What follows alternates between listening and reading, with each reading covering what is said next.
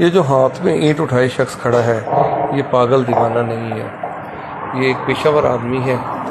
ये मेलसी में ये जो फद्दा नहर है, फद्दा नहर की जो पुल है टोल टैक्स वाली, जहाँ प्रॉपर्टी का ऑफिस अब्दुल माजिद का प्रॉपर्टी का ऑफिस है, ये वहाँ खड़ा होता है। ये पिछले 3-4 दिनों से ये इसने अपना वारदात का एक पॉइंट बनाया हुआ है।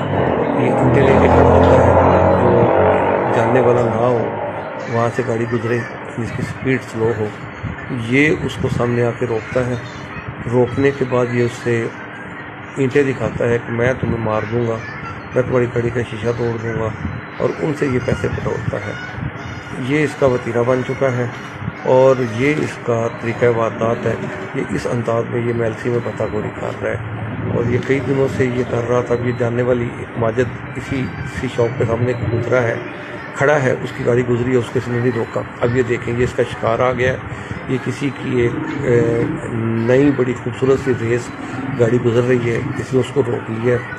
उसको रोकने के बाद ये उसको लगातार धमकियाँ दे रहा है, धमका रहा है, ईंटें दिखा रहा है।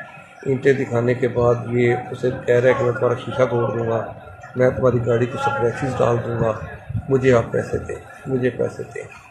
वो आदमी देखे बाहर आ गया है, ये उसको समझा रहा है, उससे बार्गेन करने की